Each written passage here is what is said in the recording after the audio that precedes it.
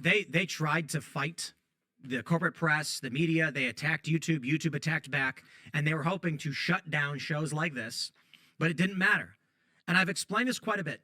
It is not an issue of you've got a group of Gen Z that one day saw the light and watched a YouTube video and went, oh, wow, Trump was right. It's that the younger generations are already feeling these politics or thinking these things. In this video, Tim Pool reacts to Rachel Maddow's plummeting ratings. Tim Pool points out how Rachel Maddow's condescending tone and blatant left-wing bias turns viewers off and away from her show. With that, let's watch Tim Pool roast Rachel Maddow for hemorrhaging viewers like a stuck pig. From the post-millennial chaos at MSNBC, as Rachel Maddow furious at Morning Joe hosts for meeting with Trump at Mar-a-Lago, according to a report. Rachel Maddow is pissed at them, and as are other presenters like Chris Hayes and Ari Melber. Not only that, but MSNBC is, once again, suffering its worst ever ratings, hitting a key demographic viewership of 38,000. Oh, so it's funny because Rachel Maddow is getting paid $25 million to talk to nobody. So I don't know what's going on with MSNBC, why it matters, but I will say for us, what matters is this is the downward spiral. You got Keith Olbermann came out and said Rachel Maddow sold out her principles for $25 million. That's wild to me. And now she's going after Morning Joe because they're trying, in fear, I might add, but to try and apologize, I guess, to Trump for having been so just nasty and to being liars. But this is it. We're watching the internal combustion, I suppose, of these lunatics who were willing to say anything for cash. I think they're doing a little good cop, bad cop action. Joe and Meek are desperate for access to Donald Trump. So I think that's why they went to go kiss their rings, because they want some late night phone calls from Donald Trump like Maggie Haberman gets from the New York Times. They want Maggie Haberman treatment. Yeah. Do you know who held Matt Gaetz's congressional seat in Florida's 1st congressional district in the early 2000s? Joe Scarborough. Scarborough. That's insane. No. Yep. Are you serious? Mm-hmm. If you like watching videos like this one, like and subscribe. We'd really appreciate it. Let's get back to the video. That's Joe Scarborough. That's Isn't that something? And his dad was also like a career politician. I forgot the entire history. Joe donated to Gaetz at one point early on. And so the back and forth that this guy has done is just staggering. Well, he's the one who initially brought Trump into the fold early on in the first Republican primary that Trump ran in. They used to bring him on all the time, just like the people at The View did. They helped platform Trump and make him into a candidate at the beginning and for his budding political career. Yeah. And I'll tell you, just for Americans who aren't steeped in political culture and in media sense, just so you understand, 38,000, if you had 38,000 people in a room, that's a ton of people.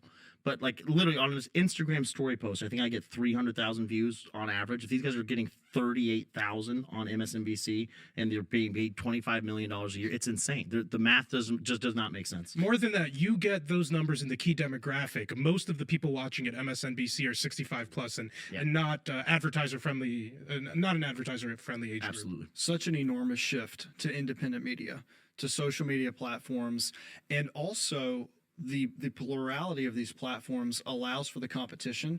And I don't think we've necessarily seen this yet, and actually Tim might have a different opinion on that because I'm not in the streaming business, but if you get more and more that are competing with each other, my hope is that their standard of cracking down on certain types of speech is going to allow for more free speech, because when you allow the free market to have so many different options as opposed Let's go over the numbers again. Rachel Maddow was paid $30 million a year to do one show per week. Now, since MSNBC and her show are hemorrhaging viewers, she's paid $25 million a year for one show a week. I'm sure Rachel Maddow is a smart person, but she is so steeped in liberal propaganda that it's impossible for her to be objective. So if she's a quote-unquote journalist, that's not a good lens to be viewing news and politics through. And of course, unquestionably, there's a huge shift. I've discussed it on here before. There's a huge shift to people getting their news from platforms like YouTube, X, Facebook, from creators that they trust, because most of the creators online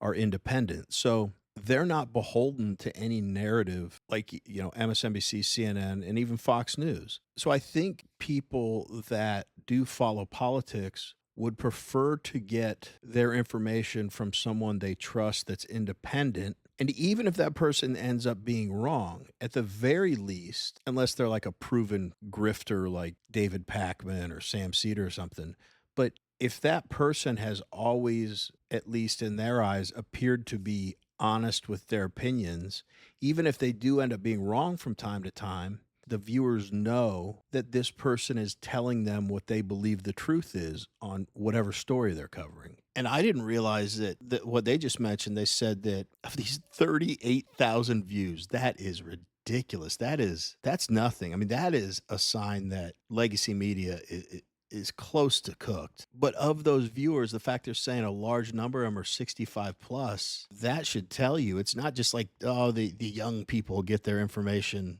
from social media. That means most of the target demographics are getting their news from probably not just one, but a variety of political channels or influencers online. And that's another thing is you may have most people, I don't think, if they're getting their political news from platforms like YouTube, X, and Facebook, they're not getting it from one person. They're getting it from multiple sources, which is great because if you watch MSNBC and CNN right now, you're going to get all the exact same talking points and information. But when you have independent creators online that you've learned to trust over time and you feel like you know them a little bit, that's one of the benefits of social media is you can connect with your audience better. So you're not some high and mighty person on a pedestal like Ivory Tower Rachel Maddow.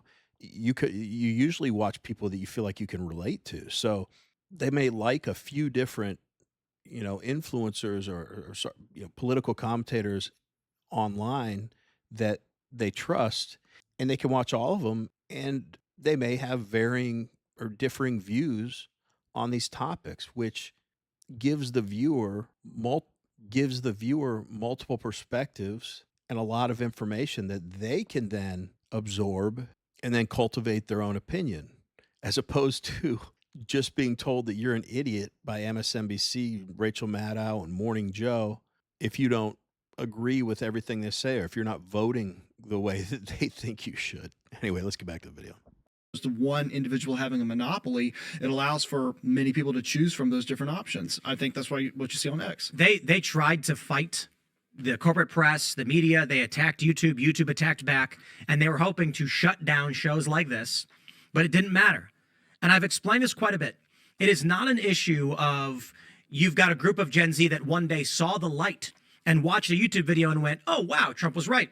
It's that the younger generations are already feeling these politics or thinking these things. And as they get older and move into the political space, they already are more inclined to agree with a show like Joe Rogan's or ours or, Dan Bongino, for instance.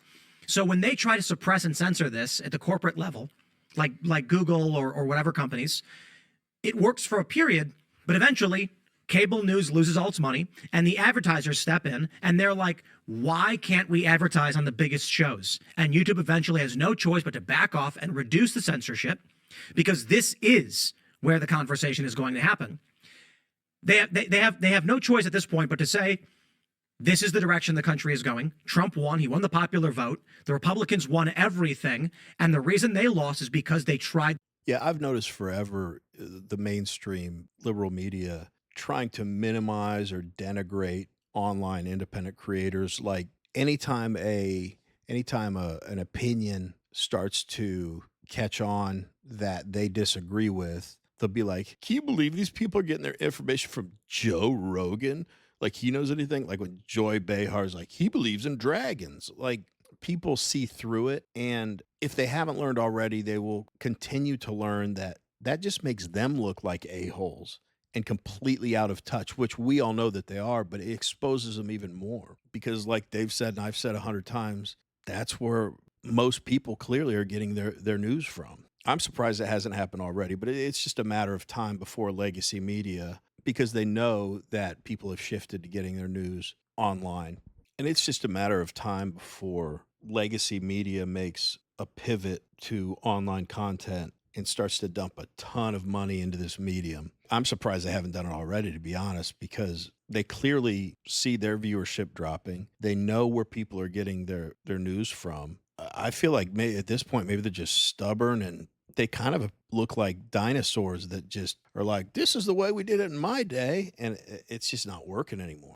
Anyway, let's wrap up the video. And so desperately to engage in this weird censorship, which created this. What ended up happening was you had the authentic world, where it was regular people having real debates, and then you had the fictional Democrat cult liberal media world, where it was manufactured and everybody hated it. And it blew up in their faces. We are moving now into this new era, following the podcast presidency, they call it. Ad rates are already starting to go through the roof. We're hearing from there's big networks that are buyers. For a long time, they said, everybody wants TV. Then it started shifting. Well, podcasts are doing really, really well. Now it's not even podcasts. It's YouTube specifically. Yes. The big networks are saying, we don't really care about Apple, Spotify, and other platforms anymore. We want YouTube access because we want video components. So Spotify says, we're going to make it so you can watch videos on Spotify now. And then YouTube went, oops, because 10 years ago, YouTube had the vodcasting monopoly. And what did they do? Started banning people and shutting it down in fear and panic. Now they I could totally relate to what Tim was just talking about, because to this day, it's ingrained in me. Like, if I move into a new place, the first thing I want in my home is a TV. It's just built into my brain for like my entire life. But these days, I've got this big screen TV, and I'll watch movies and stuff on it once in a while. But I've got this giant TV in front of me, and I'm sitting there watching YouTube on my phone. So I understand why there was this thought previously, because that's how it had always been, that people thought, oh, people still want TV. But I mean, I don't have any kids, but all of my friends' kids, it blows my mind. Like, I always thought, oh, watching something on a big screen TV, that's the best.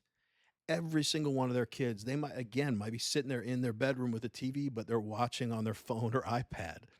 And another thing, when it comes to podcasts, I have never gone to, I don't even know where to get them, Apple, Spotify, to get a podcast or pay for a subscription. I literally don't know how it works, because all the podcasts I watch are on YouTube. So he's so right. Like, YouTube is the place where I think a lot of people get more than other social media platforms, where people get political commentary or news from. But we want to hear from you. What do you all think? Do you think that legacy media is going to continue to decline and make a shift to digital or to online media? Or do you think I'm crazy for saying that? Or do you think, yeah, it's going to happen, but it's way far off? Because I think it's coming sooner rather than later. Let us know in the comments. Anyway, as always, really appreciate you watching, and we will see you on the next one.